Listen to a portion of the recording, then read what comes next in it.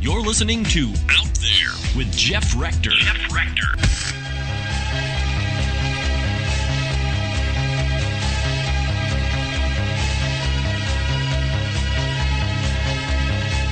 Welcome to Out There, the show that focuses on the genres of science fiction, fantasy, and horror on television, the big screen, the media, the internet, and everywhere else in the universe. Sit down in your favorite electric chair, pour yourself a pint of blood, and open your psychic connection because you're connected to Out There. Welcome to another episode of Out There here at UNE Go Studios across from Warner Brothers. I have with me Isaac C. Singleton Jr. The fans love you. Listen to that. Love being here at the new studio. I was with LA Talk Radio for years, but this is my new home. I'm super excited. Tony, no applause for you? Sure. There you go. Whoop. Tony. Whoop. You got a whoop. Isaac, great to see you. We've been friends for many, many years. Yes. Nice Isaac C. Singleton Jr. What's C stand for? Charles? My middle name, yes. Charles. Your dad was in the, you said was in the aerospace industry. Well, that was when I was born. But then he transitioned from that and became an optometrist. After he became an optometrist, and he joined the Air Force. Then we started to travel around and got a chance to move overseas, and I graduated high school in Germany, and wow, I love traveling. So yeah. Sprechen Sie Deutsch? Ich kann ein bisschen, aber nicht viel. Und du? That's all I know. I mean, I can speak a little bit of German, but I'm not fluent. Wiener Schnitzel. That's all I. That's all I know. My dad was actually stationed in Germany. Did you get a chance to go to, or was that before you were born? That was before I was born. Yes, that was just a glint in his eye. Mm-hmm. Back in those days, but he loved it over. And actually, we talked about. We'll get into it later about conventions and stuff. But I've been to Germany 3 times on these Star Trek science fiction conventions. Yeah, congrats. So they fly you over, they put you up, and yes, they you do. Drink lots of beer. It's Bavaria. It's pretty good. So. We'll talk about the aerospace. I'm interested in that. What did he do in the aerospace program? We worked for a company called RCA, and RCA had one of the contracts that was helping when we went to the moon. So he worked in that. And he was part of the moon project. How? Yeah, he's a smart man. Interesting is He was that? a math major in college, so he got his degree in, and when he saw that the space industry was kind of starting to die down, he saw these guys who were in their 40s and late 30s being fired off, and they had families. He says, what can I do where I won't get fired? Or if I get fired, I've got my own skill set I can't be fired from. He said, okay, I'll become an optometrist. You do that in the private sector, or you can do it in the military. And what he did is he said, okay, I'll become an optometrist. I was a small child then, so we decided to move to Tennessee. Right. In aerospace, when they fire you, they send you off in a missile. They do? And you're never heard from again. Yeah, that's you're what just happened fired. to our neighbors. Yeah. Oh, okay. Into space. That's the last. Whatever happened to how he got fired? You're the king of genre. You do a ton of voiceover work. If I had this guy's, just say hello. Hello. If I had this guy's voice, I'd be working more. I'm telling you right now. You've done a ton of the video games, Halo, Lord of the Rings. You play Thanos and a lot of the Marvel. You're in the Marvel universe. Yes, I am. I love playing Thanos. How exciting is that? All together. Yeah. I want to be in the Marvel universe. I want more of the Marvel universe. I got to be in Deadpool too. That was Marvel universe also. But yeah. How many of the games have you played Thanos? At least 5 or 6, right? I have. I don't even count them. I just they just cash the checks. Have job. You don't have to call me count up them. and say, "Let me come in and do it." I'll do it. Yeah. Yeah. But it's been well, fun. That's great. It's a great voice to do. I enjoy it. And he gets to say a lot of good lines that the good guys can't say. He says something along the lines of, "You Earthlings annoy me, but your screams of fear and confusion do amuse me. You may continue those." I love it. Thanos, a man in his glove. Yeah. My gauntlet, the Infinity Gauntlet. The Infinity Gauntlet. He just has a different opinion about things, and he figures just let him do what he wants to do, and everything would be just fine. If everybody just gave him his way, the world would be Don't screw with perfect. Thanos, and you're okay. Just do what I want you to do. That's all you got to do. It's fine. It's not a bad thing. Well, we talked about this. I love playing bad guys. The good guy's easy, right? The bad guys where you get to make some fun choices. But the Yes. bad guy thinks they're the good guy. They don't, in their own mind, they're doing us. He's trying to save the universe, right? He is. He's trying to make sure there's enough resources to go around. So if you get rid of half the population, You got to wipe out a few around. worlds in That's the all. process. That's all it is. It's all about balance, isn't it? Yes. Everybody gets a nice fair share. There's no arguing, no more fighting over anything.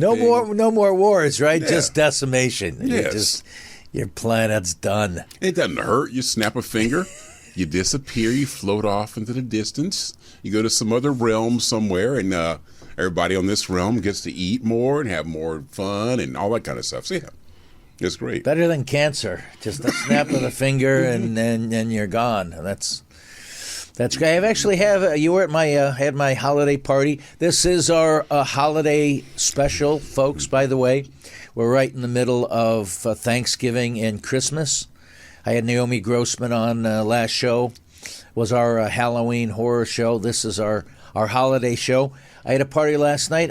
I because I have all the Christmas decorations. I had my Thanos glove hidden.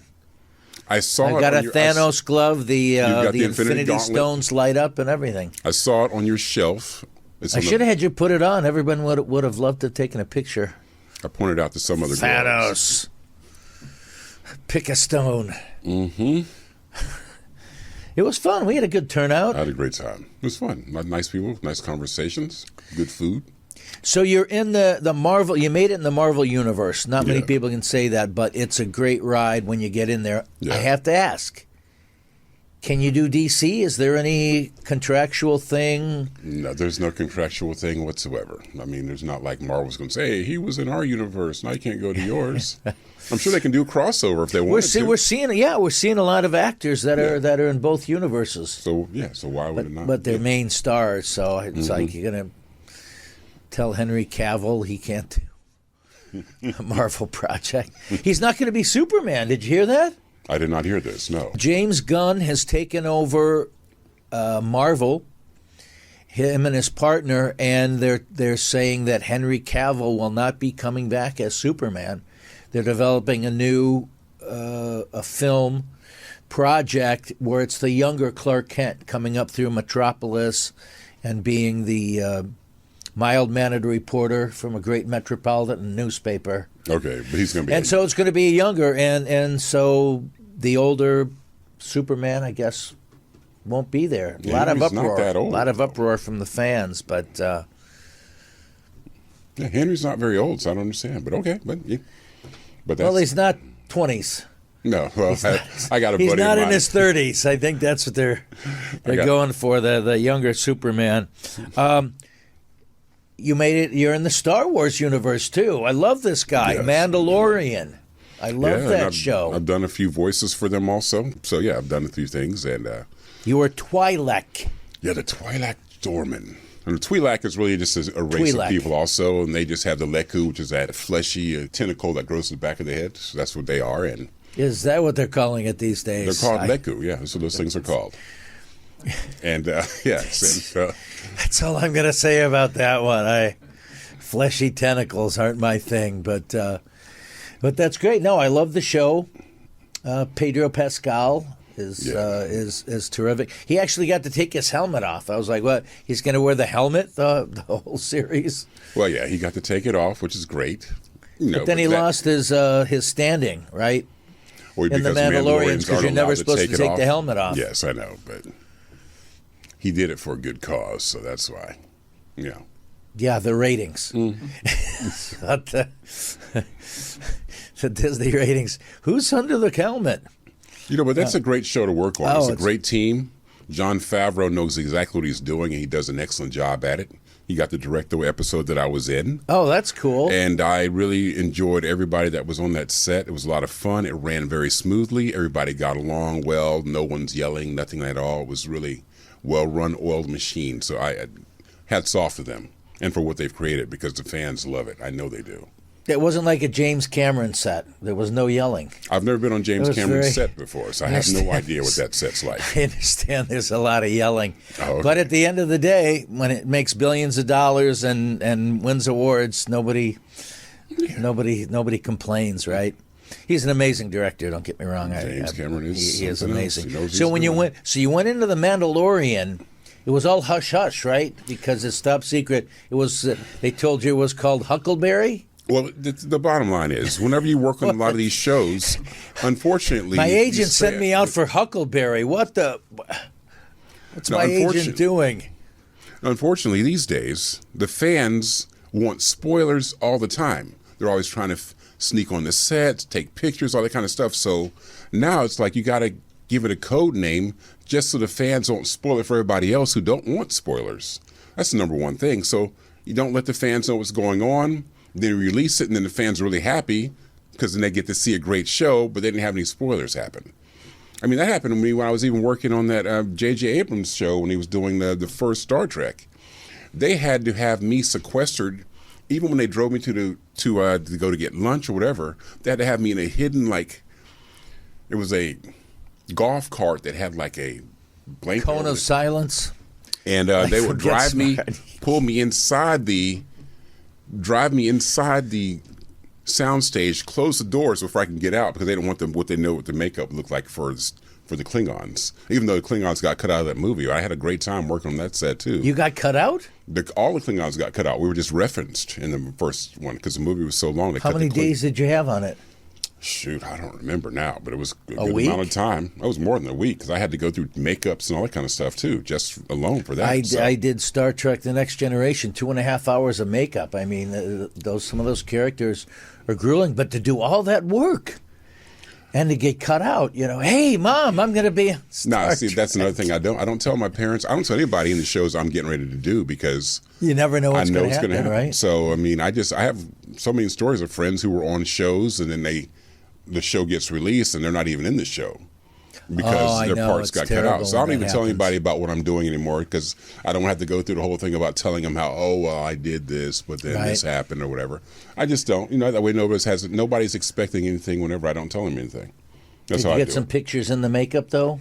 Didn't do it because I had signed a non-disclosure agreement because they didn't want anybody to have any pictures. We did too, but we still took pictures. We snuck around the corridor of the Enterprise. Well, I stuck with the contract pictures. because that was my word, saying I wouldn't do this. That's what happened with me. But hey, I didn't give him my word. I signed the contract, and there was no verbal. Well, no verbal, just the fingers. I was saying,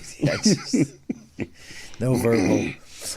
Did they ever release the? Sometimes they do the outtakes, right? They did. Did they put that online? There's a scene of me interrogating this guy. I've got him pinned down. I'm interrogating him, and then they've got that on some of the DVDs that came out on the DVDs or.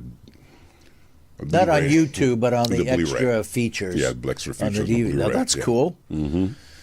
So you got the footage then, right? No, because it was like a foreground, background kind of a shot. So I didn't use it. But like I said, I'm always a guy. I'm not worried about the footage and getting the footage for myself. I'm just thinking about the next product. I'm always thinking about the next project. I want to see myself. Yeah, there's a few movies out there. It helps, for the reels and stuff. But yeah, there's a few movies out there right now I've never seen that I'm in. Did you get residuals? Yeah, got residuals. See, that's what's great about the Screen Actors Guild. Even though you get cut out, in a feature film, you still get residuals. I had 2 scenes with Julia Roberts in Pretty Woman. Wound up on the cutting room floor. You still get the residuals. That's good. Thank you, Gary Marshall. What did you do? God bless you. Were you like some guy? I was a pool boy. No, I was the pool boy. She came into the Beverly Hills Hotel, and I came up to her and Laura San Giacomo. I said, "What do you guys want for lunch?" Caesar salad. Okay, and you? So I had a couple of lines there, and then I had a line at the pool. She comes down to the pool, and she goes, "Where do you want me to seat, William?" I go, "Anywhere you like." Two scenes. That was a scene. It was, that's Julia Roberts. One line. That's a scene, baby. But Gary used a lot of people that wound up getting cut out of it. Okay. But he probably knew that. But it was a favor to us, and he was very good to me.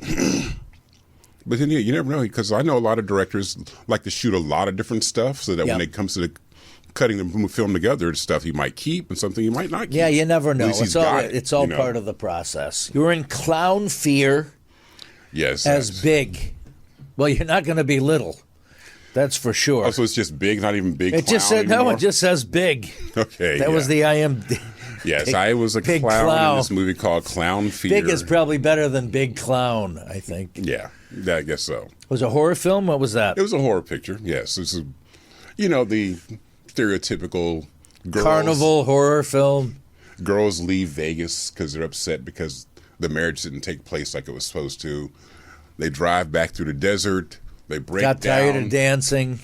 Break down near a little town that's full of clown people. And they try to get their car fixed. Clowns. Yeah. The girl who wrote the film wrote it because she was driving through the desert in Nevada, and there's an actual clown hotel out there that she stopped off at. And all the motif in this hotel Quit clowning around. Get back to work. Started that way. Clown hotel. Yeah, and that's how she got the idea to write this movie. The maid's dress got a red nose and orange hair. And clowns all over, clown bed sheets, wallpaper, tchotchkes, everything. That's crazy. Great. So I knew one of my first scenes you see me in, there's a girl that she's in the room showering, obviously, and the clown. Obviously. And this little clown had a little clown. He was a little person. He came and little clown. He's menacing her. And you were big clown, little clown comes in. Anyway, as she turns around and screams, I stab her in the mouth with a knife. Oh, I love it. That's how she gets killed. So, yeah. But it was fun. It was fun to do. It was a fun movie. I love it. Oh. Cut. Oh, that was a winner. Moving on. Got it in 2 takes. With the knife lined up perfectly with her mouth and stabbed through the back of her head. Yeah. It was Guardians of the Galaxy as Thanos too. What a great franchise that's turned out to be, huh? Yeah, well, it was the cartoons. It was in Disney XD, so I did Guardians of the Galaxy and Avengers Assemble. Both Thanos came into both of those worlds, and I got to play him for those cartoons also. And it was great. I mean, I loved doing cartoons because everybody in the cartoon is in the room together, and so we're reading it almost like a table read. Now, I got to ask, is it Chris Pratt? Is it a lot of the regular cast, or they sub out some of the main stars? No, the cartoons were all the cartoons were the people they hired to play the cartoons. So, like, you know how Josh Brolin played Thanos in the movies. Right. I do it for the cartoons. So there were different voices. So different voices. So actors. Thor was a different guy. Hulk was a different guy. All of those people were not the ones that are in film. I bet you Josh Brolin is wishing he decided to do the cartoons. Man, I'm losing out on a lot of business. I should have said yes. Well, the cartoons came out before the movies did. Did they? As a matter of fact, yeah. The cartoons were out before the movies did. Yeah, so shows you what I know about kiddie animation. But it was good times. It's been a while. It's much more fun when you're in the room with everybody and you can interact, right? And it is. And play off each other and the energy. That's a lot more fun. It is a good time. All the jokes are being cracked while the producers and the director on the other side of the glass going through this, and then they get back on the mic. Okay, everybody, we're going to go back through line 20 through 40, and whoever's in those lines, they stand up and they give us a direction. We do the lines, and we wait for them to tell us what they want us to do next. It was great. A lot of fun. Absolutely. I did my first podcast 2 years ago. It was called The Oval Office. Okay. And it was about the White House, Trump in the White House. They cast me as Trump. And, I knew nothing about it. It was with Blumhouse, who does all the big horror movies. Okay. And it was their first podcast. And I'm like, I'm with Blumhouse. But they had these top voiceover, and these guys can do 1 million voices, and they were doing all the characters. Mm-hmm. And that was fun to be in the room, Yeah, I know what you're saying. I was the best president ever 4 years, didn't happen, didn't work. But it was like you were a fly on the wall in the White House. And so and literally every week they would write it based upon what was actually happening at the time. So it was completely on the mark with whatever was happening in real life. So if something happened, then they'd put it into the script. So was there a comedy spin or a horror spin? No, it was comedy. It was funny. It was funny as hell.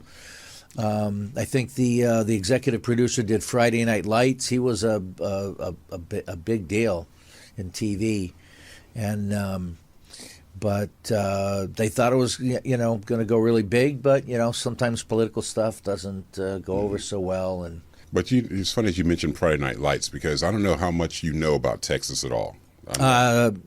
The chili. That's about Texas. I mean, and the Longhorns. That's what I know about. Well, Texas loves their football, and Cowboys, especially high school football. And I did live in Texas for a while too. I lived there my 8th through 10th grade years of high school, and it was. The show was pretty accurate as far as how much high school football is touted and how much it's loved. And I mean, we would sometimes get out on a Friday half day. After a pep rally, we go home to get ready for the I'm game assuming you night. played high school football. Not in Texas. I didn't play until I got to Germany. When we moved to Germany, that's when I started playing football in my 11th grade year of high school. That's crazy. Did you play baseball or anything? Baseball was my best sport. I grew up playing baseball from age 9 until I was 16. What position? I played at least everything at least once.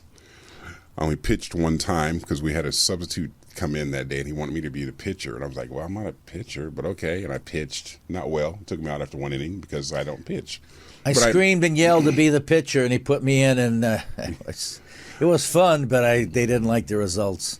My favorite position was probably first base. I loved playing first base, and then when I got older, I was out. You in don't the have to outfield. move much. You're right there by the base. Yeah, but you get to control the thing. You get to catch the ball, you get to throw, catch and the tell ball everybody and where touch they're the going. base. Get things going.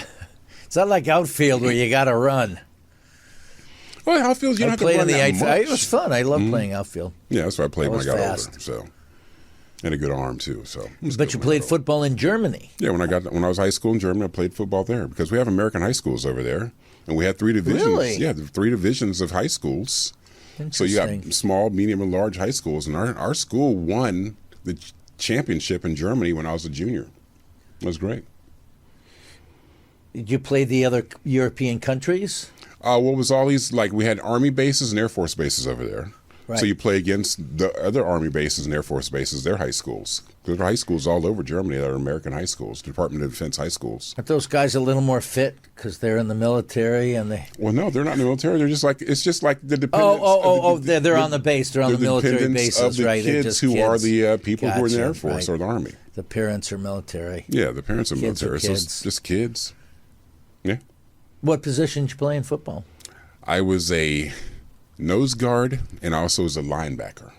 I'd be protecting my nose too if I was playing football. Well, just put your helmet on. It's got a face mask in front of it. Oh, right. That's right.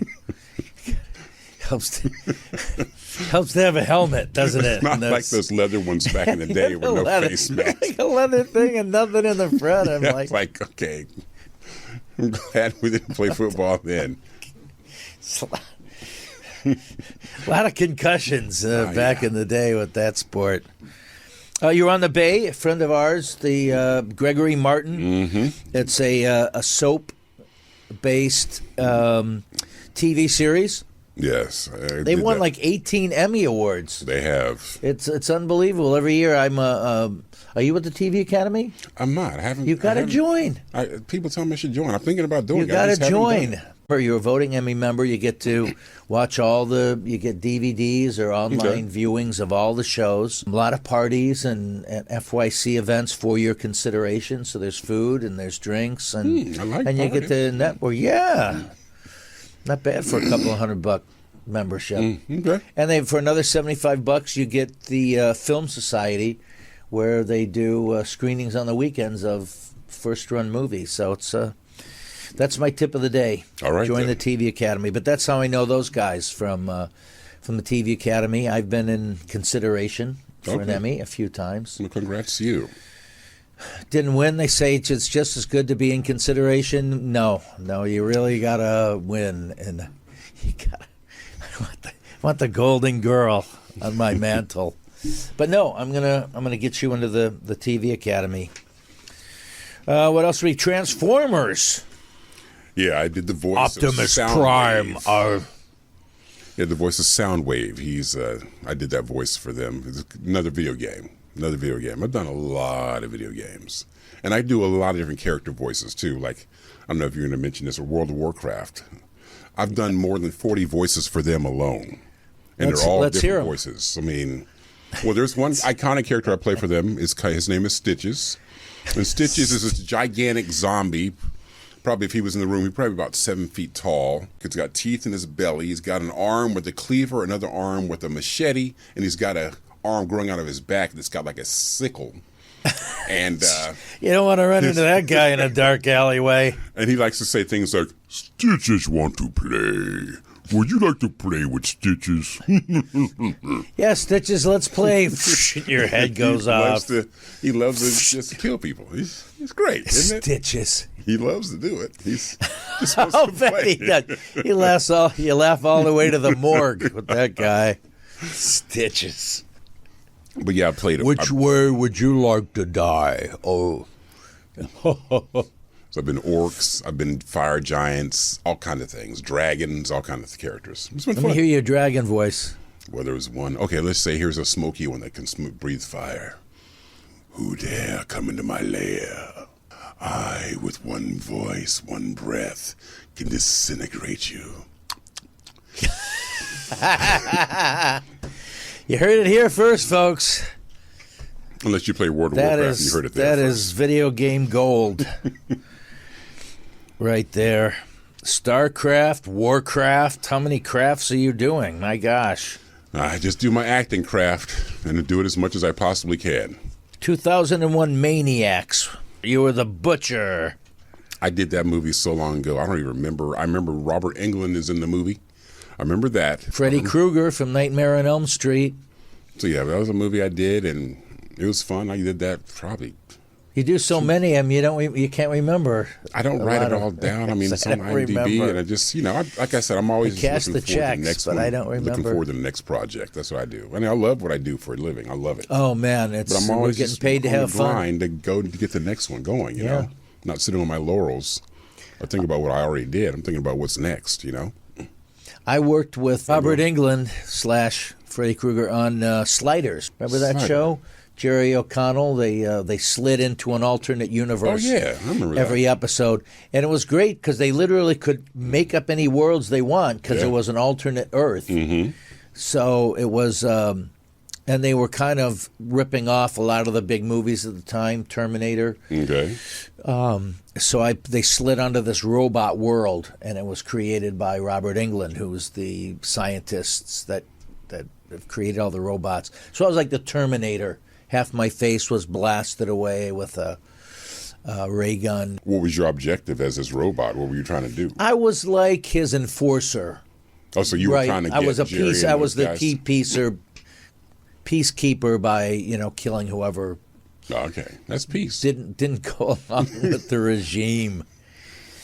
But I got to drive a Hummer, which Oh, that was sounds fun. that had a laser that would blast people. That was kind of cool. It was the third season. The first two were done up in Canada, like a lot of shows are Yeah. these days, and then they brought it down to L.A. and it was the first season in L.A. So Jerry O'Connell was cool. I grab him and literally throw him 20 feet up into the side of a building. Do they have It's a great when you're a descender? cyborg. You got that kind of. So was that a stunt man, or was that Strength. a dummy? What would they do to do that, or that was just all CGI? I think I grabbed him Okay. and went to throw him, and then a stunt guy goes face first into the wall, and then of course Jerry's I get low it. angle. Okay. You see Jerry fall on the ground, and it's all Hollywood effects. But that was a fun show to do. Robert Englund was cool. I'm like, I'm working with Freddy Krueger. Really nice guy. Anger management. With Charlie Sheen? No, Anger Management with Adam Sandler and Jack Nicholson. Oh, the movie. Yes, the movie. The feature film. That's even better. You were the air marshal. What happened in the air? Well, what happens is that's what set up the whole movie pretty much. Adam Sandler's character comes on the plane. His character is not very aggressive, and he's not very, he doesn't speak up for himself as much as he should. Right. So, unbeknownst to him, he's been set up by his girlfriend so he can become more aggressive and more, manly. about himself, taking care of himself. Right. Speaking up for himself.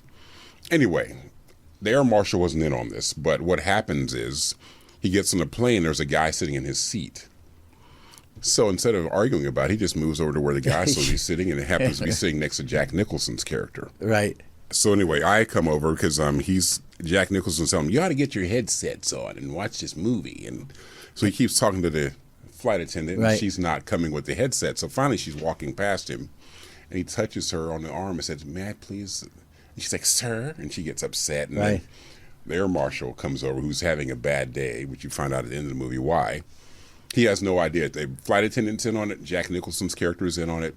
Everybody's in on it except for me and Adam's character. So I come over and I start talking to him about, no problems on the plane, and sir, you need to calm down. Eventually I tasered him, and it ends up he has to eventually go to court and go to anger management, and Jack Nicholson's the actual anger management coach that he's got to go through to get certified so he can get out of that class, and all the craziness that goes on after that. So yeah, it was funny. That was a big movie at the time.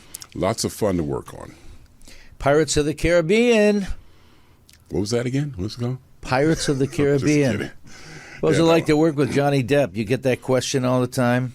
Yeah, well, a lot of people ask me, what do you think Johnny Depp thinks about working with you? What's it like to work with Isaac? That's what you know they what? should be When asking. you get to work with Isaac, you're really going to have a good time because Isaac's going to come. He's going to be a professional, and he's going to be there on time. He's Super going to be on nice set. guy. He's going to be ready, and you're going to have a good time. And you're definitely going to be a nice guy, and going to treat the ladies with respect, which is what I do, and treat everybody with respect also, from the crew to the PAs to everybody, because we're all making a project together, and it's all working together, and everybody on the set is important. Everybody's treated important in my eyes. You know what? A lot of these actors don't get that. And they come on. It's like, hey, I am the star, the guest star, whatever, and it's like they don't get that you're coming into a show for 1 week, right? Mm-hmm. And these guys have been working on it for years, and they're a family, and you come in and they don't treat everybody with respect. Which is sad, but I always try to dwell on the positives when I'm on there. Like a lot of times I go to these conventions I go and sign autographs at, and sure.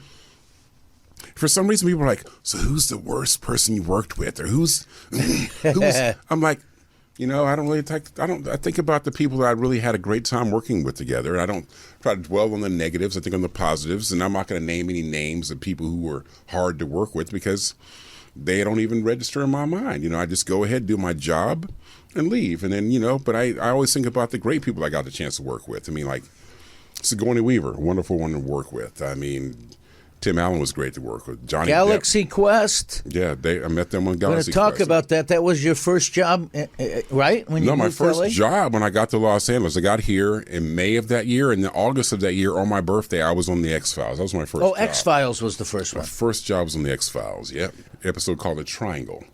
What a great show that was. And Chris Carter directed that episode. He got an Emmy for that episode. I'm not sure if it was because I was in it that he got it. I don't know. Maybe not. Maybe because he's just a great artist and he's really good. So, yeah, it was great to work with and great part to be a part of that. Gillian Anderson, wonderful woman to work with. David Duchovny. Oh, I love that show. They were great people, great cast of people there. It was fun. Yeah. I read for it, I kid you not, 6 times. Okay. They'd bring me in, I'd go to producers. I wouldn't get it. They'd bring me in for another role, I'd go to producers. I wouldn't get it. But they don't do that if they don't like you. That's true. So they were trying to, the casting director said, we're trying to find something. That's great, man. They didn't find something. It didn't. But but then they hired me for some other show when X-Files was canceled. No, this was toward the end, right? Yeah. And then the show got canceled. Yeah, that was the first year. But It they came did from hire me Canada for to something. California. But if they like you, they bring you back. Definitely. That's a good thing. Yes. Galaxy Quest. You mentioned Sigourney Weaver. Yeah, I mean, there's a lot of That was huge, and it was so funny because it was a takeoff on Star Trek and all the sci-fi films, and they nailed it. And it's a takeoff on the conventions around That's sci-fi right. That's conventions. right. So that was another component to it. But I had a 3-hour makeup on that movie every single day. So you don't see my face at all. 3 hours, but hey, I was having a great time. I got to play 2 characters in the movie, so that was wonderful. And you get the residuals, whether they see your face or not. Yeah, well, I did say some words, so it was a good time. What the heck? What were the 2 characters? One he was on the bridge, and another one was a character who was chasing Sigourney Weaver and Tim Allen down this long corridor because they were trying to press this blue button. It's so funny. That part of the movie got cut out also, because there's a scene where you see Sigourney Weaver. She's got her costume on. It's all zipped up to the top. Right. And then the next thing you see her, it's zipped down to here, but you don't see what happened. Right. And that's what our scene was. Our scene was me and this other actor were the aliens, and they're chasing them down. They're trying to stop the ship from blowing up to press this button. We have this interaction with them. I'm like, my line's like, the general warned us of your tricks, and finally my partner goes to me, he's like, you know what? This one's strangely attractive. He's talking about Sigourney Weaver. And he unzips her top? No, he starts kind of going towards her. She goes, okay. So she coaxes us towards us, and as she's doing that, she starts unzipping her top. He's like, hey, right? So he comes over. And her problem is she doesn't like the fact that her character is just one-dimensional. Everybody just lusts after. Right. So when she gets us to this certain area, she says, computer, close blast door, whatever, number 7. And this board comes down and crushes both of us, and this green ooze comes out. And that's what happens, but that's not in the movie. But it's in the deleted scenes, though. But yeah. Yeah, because most of the time she had it zipped shows up. a lot of... Well, no, she shows a lot of cleavage, and I'm trying to think of her movies. they didn't. No. In Galaxy Quest. From that point on. Yeah. So that's interesting then, because she's all buttoned up, and then all of a sudden it's down here for the rest of the movie. So yeah, or at least the rest of those scenes around that continuity. movie. So but it was a good movie. It was good times, and a she's lot terrific. of great people too. She's tall. She's like 6 6 foot, feet isn't tall. Yes. A man my height likes a lady 6 feet tall. So any ladies out there that are 6 feet tall, that looking for something like this? Looking for that. There's this hashtag, girls, right there. Planet of the Apes. Yep. With Tim Burton, a remake of the classic. I saw the old one on TV recently. It still holds up. Yeah. Charlton Heston, that movie still holds up. But talk about your experience on that. All right. Well, that one was another thing. I didn't even have an agent yet when I got that movie. And what happened was I was working at Universal Studios when I first moved out here. I was working at Waterworld and Wild West Stunt Show here. And then, I was a tour guide. Oh, you were really? At Universal Studios. I was a Wild West guy and a Waterworld guy. So I was. But anyway, one of the guys in the stunt guys was like, "Yo, man, Isaac, they're getting ready to pick stunt guys to be in Planet of the Apes. You ought to go down there and see if you can get on there." And I'm like, "Yeah, but I want to be an actor and I want to be a stunt guy in it."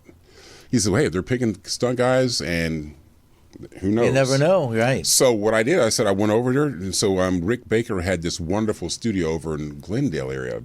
He was top makeup guy. And so I went over there, and it was like 200 or 300 guys in there waiting to be picked. Eventually, they just lined us all up in a row. Right. And Tim Burton and Rick Baker just went down the line, looking at our facial structure. Sure. They picked me out of the line and said, "Okay," sent me straight to makeup. I went and got that whole head casting thing where you wrap your head and you can't hardly breathe. You got these little straws and it's warm steam. Yeah, it's a whole face mold. If you have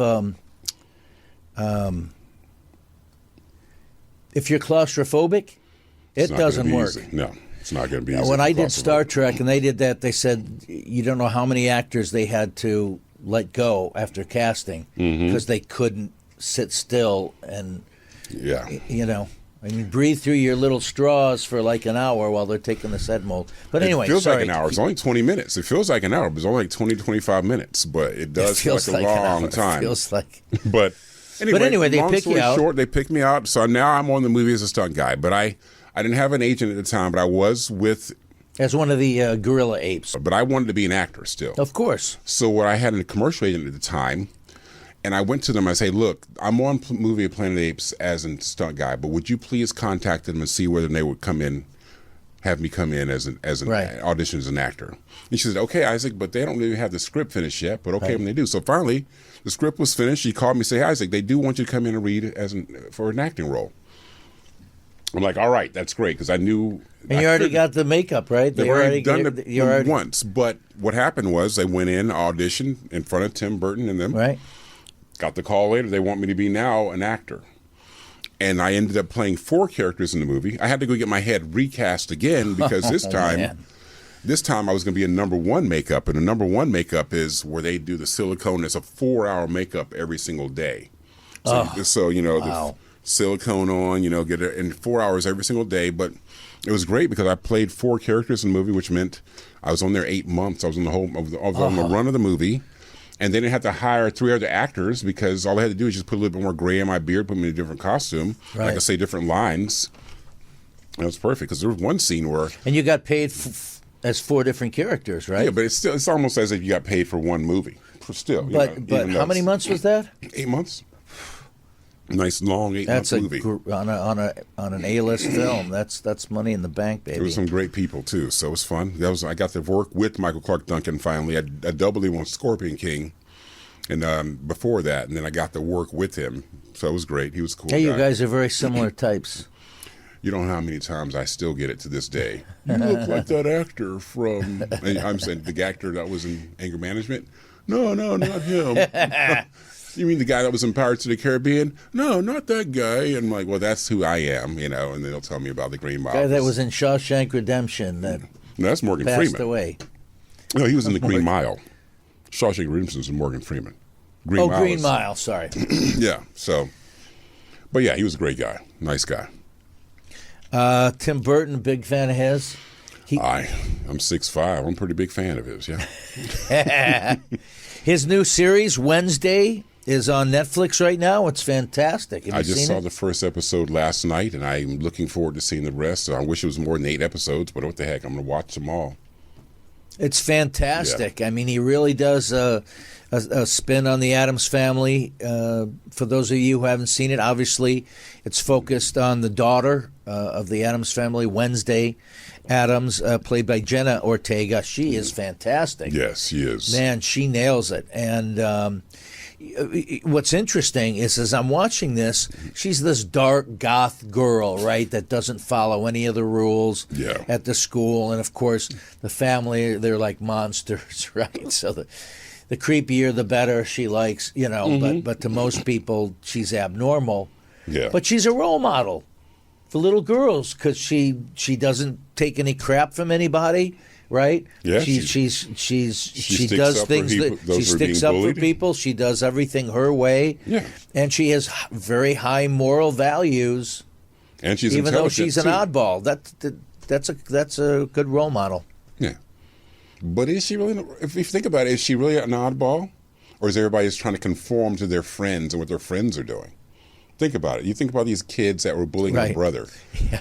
They don't. Well, there's bullies at school, and that's are they normal? No. No, and they want to conform and be accepted because they want to be like conformity. Like that guy. You're absolutely right. That's a good word. If you guys haven't seen Wednesday, you got to see it on Netflix. It's terrific. That's my tip of the day. What else? You know what? We're going to take a quick break for this promo from SFN Science Fiction News, and we'll be right back.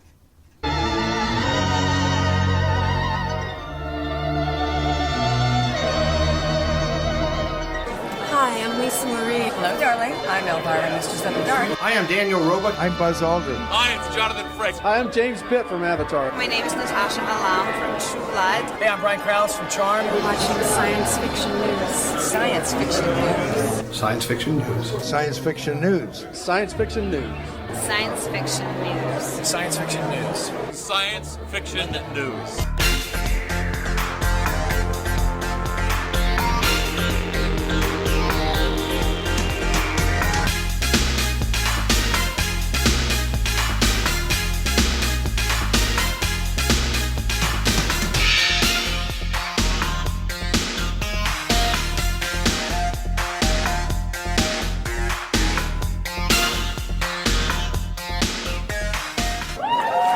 And we're back here out there with Jeff Rector and Isaac C. Singleton Jr., of course, man of TV and film.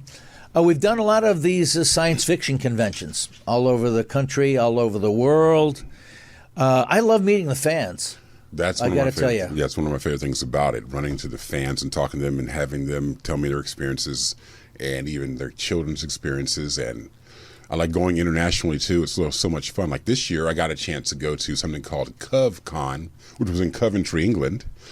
And we flew over to England. I thought it was maybe a coven of witches. No, it that was just Coventry. Coventry. Coventry is the city where Lady Godiva rode naked in the streets because she was advocating for the peasants and the people who lived there because her husband was a lord of the area and he was trying to tax them too much.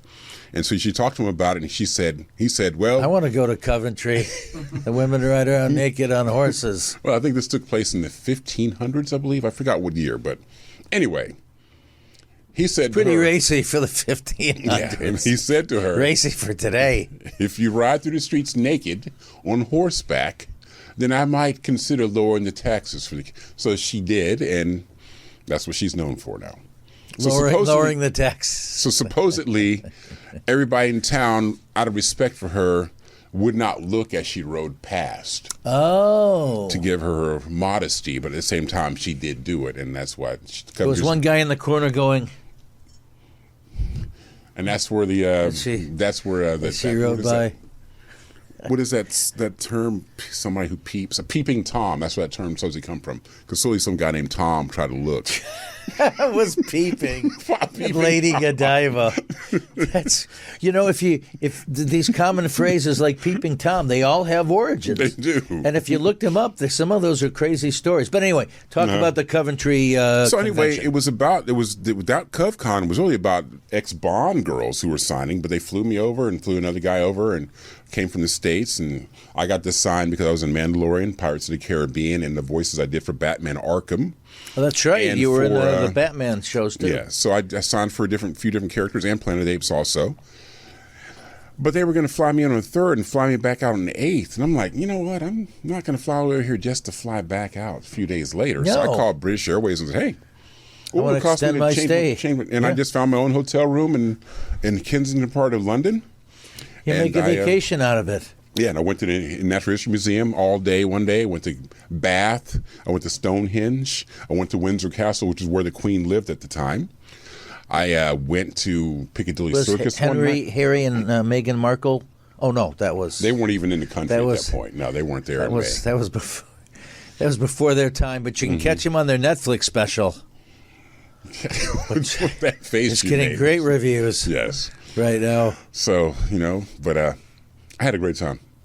England is wonderful. But also, I love doing these signing events because you do get to meet the fans. And they get to tell you exactly what they felt about the project. And you get to interact with them and understand why they like these different things. You literally get to talk to them and understand what they're doing. And I like that because they give you validation. And you learn about another culture, too, right? Oh, yeah. But I'm talking about even where, I went to Missoula, Montana this year and signed. I went to learn a new culture Kentucky. In Missoula, Montana. I had a great time. Montana's beautiful. It is. I did a celebrity golf tournament in Billings once. It is truly they call it big God's sky. country. It really is. Big sky, for sure. It's beautiful. It really is. I was in England. In Stonehenge, did they have a fence around it, or was it still open? Okay, it's not. Because when I went, there was a chain link fence around it. I'm like, what? I can't touch it. People were trying to walk in there. People were chipping off the stone and trying to take home rocks as souvenirs, and they even had graffiti type people that want to go do that. Do you believe that? I know, but they've had. It's so funny. They've been having graffiti since medieval days, though. Graffiti has been around for the longest time. Yeah. Like when I've gone over to, like when I told you I lived in Germany, so I've gone a lot of different places, and they'll talk about how they found graffiti on stuff that was taking place way back in the Roman era days, way back a long time ago when the Colosseum was just built. The graffiti's been around. I guess just humans just do that. You know, well, you know, if you've ever seen these ancient alien shows, you know, on the rocks they paint the aliens. Mm-hmm. That was actually graffiti. They don't. Zagreb was like, here. Oh, these aliens left us these. No, they were graffiti. That's not a hieroglyph. That's Zagreb was here. That's graffiti glyphics. Best convention. Well, my favorite is still going to Comic-Con down in San Diego. I love it. It's just so gigantic. Yeah. I love going to see the new projects that are going to come out. I like going to see the vendors who are selling all these different types of things, from figurines, buttons, different types of clothing, all kind of stuff. Yeah. Man, I love it. I mean, it's just like a gigantic toyland for me. It is. I buy something every year to have a souvenir to take back with me. I'm still a geek at heart, and I've got a memorabilia collection. Oh, you do? Yeah. At home, so I always like to pick up a little something. Worst convention? You know what? Once again, I'm more the guy who's always thinking about the positives, so I can't think of anything that was really that bad that I've gone to. I've gone to smaller conventions that maybe somebody who is a superstar would be like, oh, this is too small for me. But I got to really have a more even intimate conversation with the people there, because it wasn't a line of people that I had to keep hustling them through. So I got a chance to talk to these people longer and answer some of their questions, because a lot of times they want to ask me about how to get in our business and what they should do to try to navigate through becoming a voiceover guy or an actor or film actor or whatever. So I'm happy. So every time I go to these conventions, I'm having a great time. I really am. Yeah, it's and these fans come up, they know your lines from the shows and the movies. They go, remember when you were in that scene? And I don't even remember that scene. You just go, oh, yeah, right. That was a great moment. I remember they know all the facts. They know all the details. One fan that I remember the most, there was this girl came up. She was sobbing, crying, couldn't get her words out. And finally, what it was is she was such a big fan of Johnny Depp that to just be near somebody who had worked with Johnny Depp. You're the closest thing there. Voice taking away from her. It was so funny. I'm like, wow, yeah, he's a great guy. I was telling her, but she couldn't. I'm glad I'm touching you. No, I'm a friend of Johnny Depp. It was great. But, you know, man, Johnny Depp is a great guy. He really is. He really is a great guy. Well, he got absolved of that whole court thing, right? Well, I think that finally... It was bad for both public, of them, but at least his name was cleared. So yeah, so the public saw the true light. But yeah, he's a great guy, truly. Great actor. Excellent actor, man. No doubt about it. Yeah. Donnie Brasco. English guy can play a Brooklyn mobster. That's talent. Yeah. Baby. What do you want to tell? I think we're almost out of time. What do you want to tell the fans out there? I just want to say, hey, thank you very much for tuning in. I'm Isaac C. Singleton Jr. Hope you enjoyed the work I've done, and hope you enjoy the work I do in the future. Thank you very much for even taking your time out to listen to this podcast today, and have a great day. I always like to say you can do and be anything you want in this world. Don't let anybody tell you you can't. Thank you so much for joining us. Happy holidays, Happy New Year, and we'll see you in the movies in 2023. God bless. Happy holidays.